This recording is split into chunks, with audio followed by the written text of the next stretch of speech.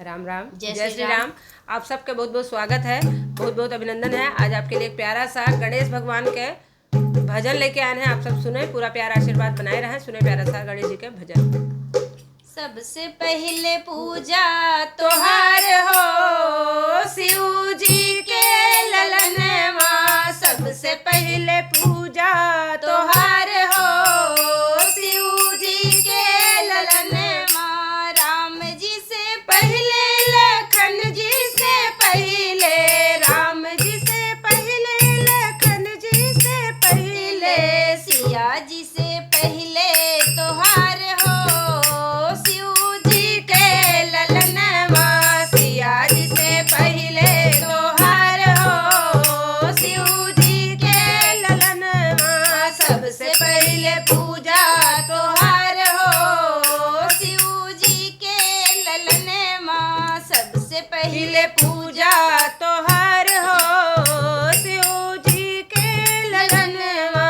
कृष्णा से पहले बलराम से पहले, कृष्णा से पहले बलराम से पहले, राधा जी से पहले तोहार हो शिव जी के ललनवा।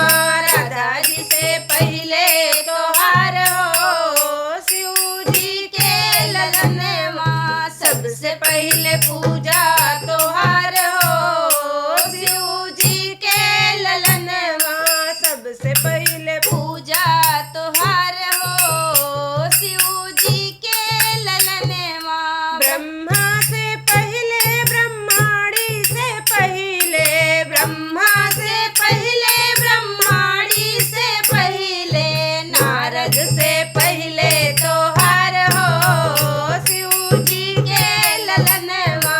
नारद से पहले तोहार हो शिव जी के ललनवा।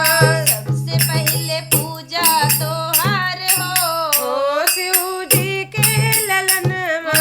सबसे पहले पूजा तोहार हो शिव जी के ललनवा। गौरा से पहले शिव जी से पहले, गौर से पहले शिव जी से पहले, कार्तिक से पहले तोहार हो शिव जी के ललनवा।